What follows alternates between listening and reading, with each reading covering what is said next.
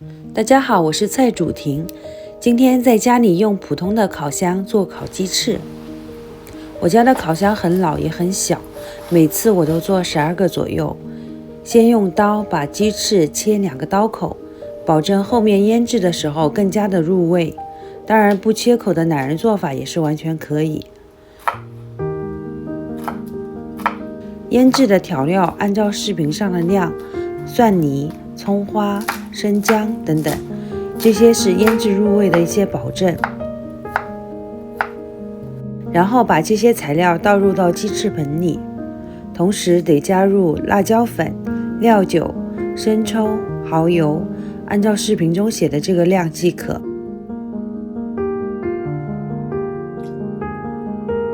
烤鸡翅有很多调料的方法，我这个自己调的食谱是其中的一个。有机会的话，还想和大家分享一下芥末味以及藤椒鸡翅的做法。放入后再给鸡翅做个按摩。做按摩的过程中，忘记小朋友要吃辣了，又放了点小米椒。喜欢吃辣的朋友可以尝试一下，也不错。给鸡翅做完按摩后，放置15分钟。15分钟后，我们把鸡翅一一放入到烤盘中。如果不用烤盘，直接放进烤箱烤也是可以的，但是那样烤的话，烤箱的清洁就比较麻烦，所以还是建议大家用烤盘比较好。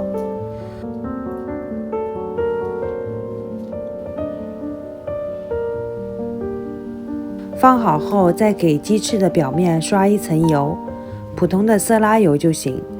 刷完油后进烤箱烤，是为了防止粘住锡箔纸，同时这样烤出来的鸡翅也比较多汁。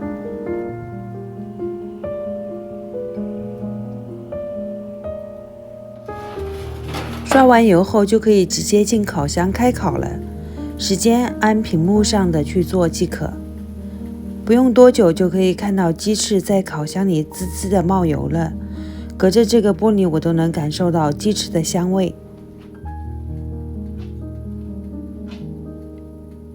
大约烤10分钟后，要把鸡翅拿出烤箱，给它们翻个身。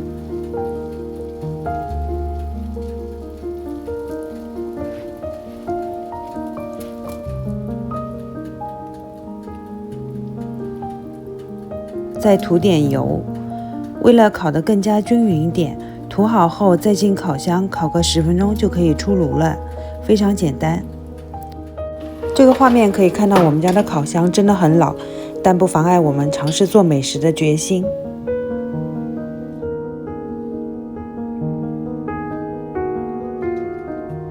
出炉后的鸡翅不光是好看，还诱人。再撒点欧芹，摆个盘，西餐厅的感觉就来了。我是蔡主婷，谢谢你们的观看，我们下期再见。